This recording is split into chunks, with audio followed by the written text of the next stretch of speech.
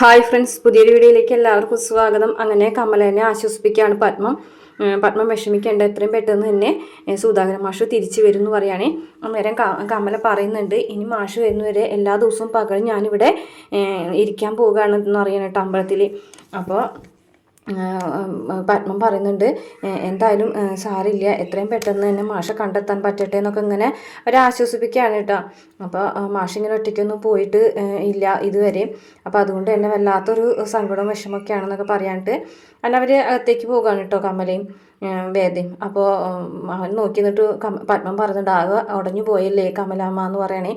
മാഷില്ലാതെ അവർക്ക് എങ്ങനെ ജീവിതം മുന്നോട്ട് കൊണ്ടുപോകാൻ പറ്റില്ല എന്ന് ശങ്കരനാരായണൻ പറയണേ. അങ്ങനെ മാഷ്ടെ നാളിൽ പുഷ്പാഞ്ജലിയൊക്കെ കഴിച്ചിട്ടുണ്ടെന്നൊക്കെ പത്മ പറയുന്നുണ്ട് കേട്ടോ. നാളെ അറിയില്ലെങ്കിലും പേര് പറഞ്ഞിട്ട് കഴിച്ചിട്ടുണ്ടെന്നൊക്കെ പറയും. അതിനുശേഷം പിന്നെ കമല പോയിട്ട് തൊഴിൽ ഉണ്ട്.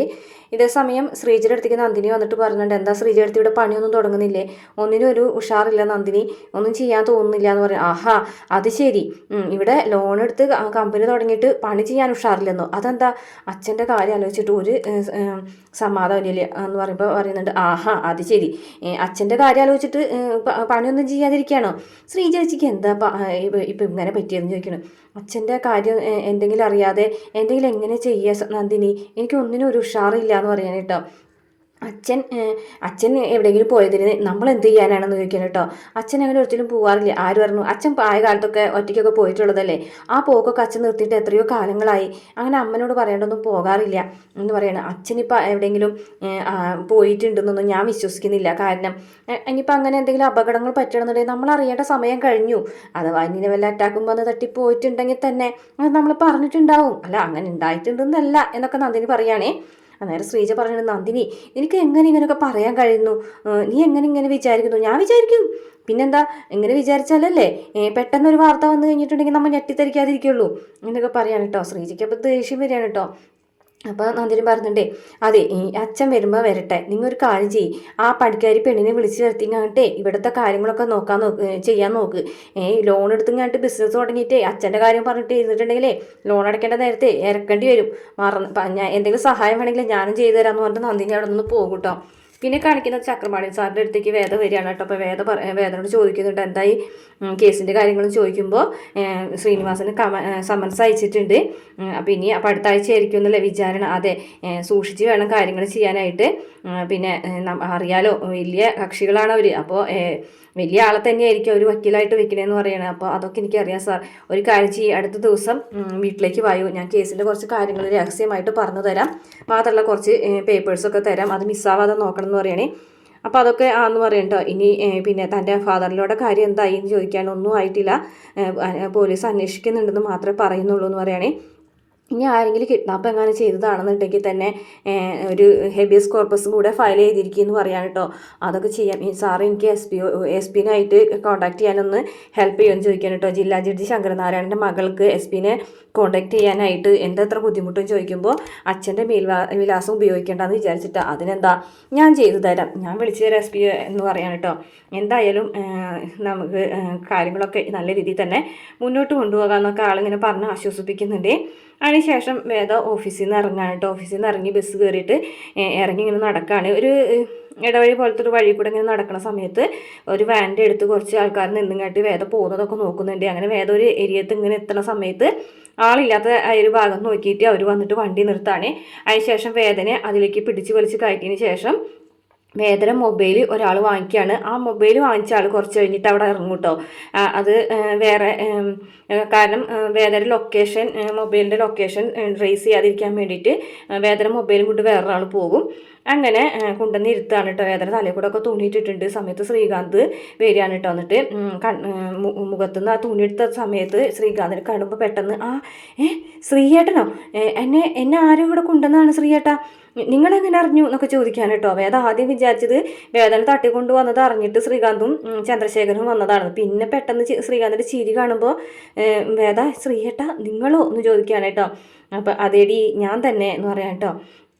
നിങ്ങൾ ഈ ചെയ്തത് എന്താണ്, ഇതിൻ്റെ ഫലം എന്താണെന്ന് നിങ്ങൾക്ക് അറിയുമോ എന്ന് ചോദിക്കാണ്ടേ. ഫലം എന്താണെന്ന് എനിക്കൊന്നും അറിയില്ല, ഇതിന് നിങ്ങൾ അനുഭവിക്കേണ്ടി വരുന്നൊക്കെ പറയാൻ കേട്ടോ. ഞാനിപ്പോൾ ഇതിന് അനുഭവിക്കാനൊന്നും പോകുന്നില്ല, കാരണം ഇത് നീ പരാതി കൊടുക്കാനൊന്നും പോകുന്നില്ല എന്ന് ആര് പറഞ്ഞു നിങ്ങളോട്? അതൊക്കെ എനിക്കറിയാം, നീ എങ്ങനെ പരാതി കൊടുക്കാനാന്ന് പറയും കേട്ടോ. നിങ്ങളിപ്പോൾ ചെയ്തത് വലിയ തെറ്റിത്തരാണെന്നൊക്കെ പറയട്ടോ. ഈ പറ റാസ്കൽ, ഞാൻ പിറ്റി എന്നൊക്കെ പറയട്ടെ. ആയിക്കോട്ടെ, അതൊക്കെ ഞാൻ അംഗീകരിച്ചു, പക്ഷേ എന്തായാലും നീ പരാതി ഒന്നും കൊടുക്കാൻ പോകുന്നില്ല എന്ന് പറയട്ടെ. അത് നിങ്ങളുടെ വിശ്വാസമല്ലേ എന്ന് പറയട്ടെ.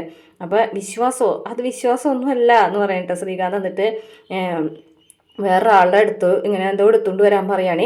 അയാൾ പോയി കഴിഞ്ഞിട്ട് ലാപ്ടോപ്പ് എടുത്തുകൊണ്ട് വരാണ്.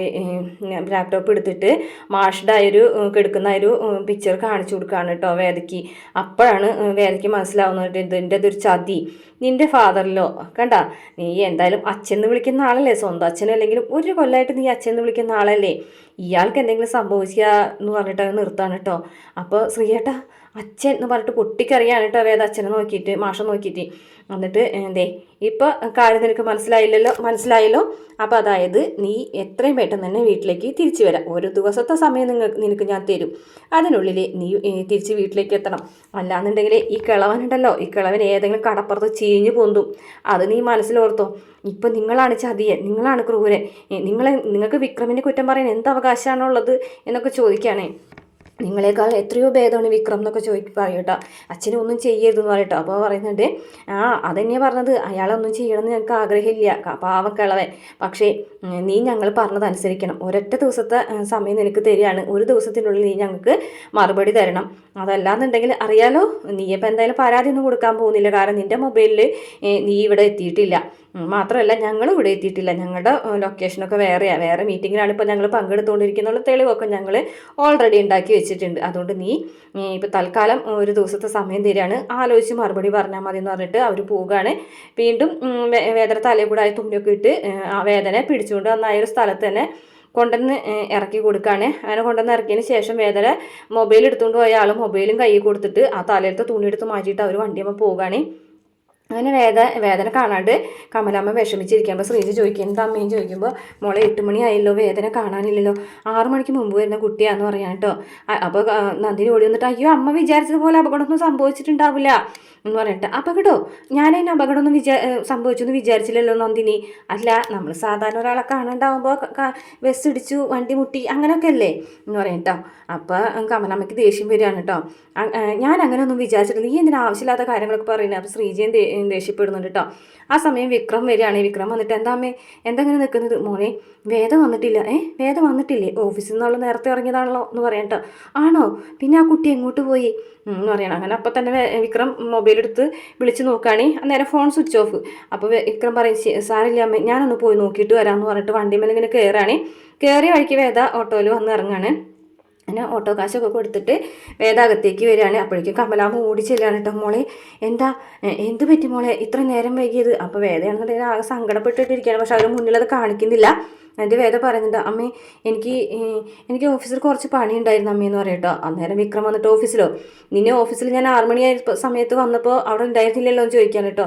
6 മണിക്ക് എന്തിനും ഓഫീസിൽ പോയി ചോദിക്കും കേട്ടോ വേദ വിക്രമിനോട്. അതവിടെ നിൽക്കട്ടെ, നീ ഓഫീസിൽ ചെല്ലുമ്പോൾ അവിടെ ഉണ്ടായിരുന്നില്ലല്ലോ. അപ്പോഴേക്കും നന്ദിനി, ദൈവമേ ഒരു സംശയത്തിലുള്ള മുള പൊട്ടി, കൊളാക്കി തരണേ എന്നിങ്ങനെ പ്രാർത്ഥിക്കുകയാണ്.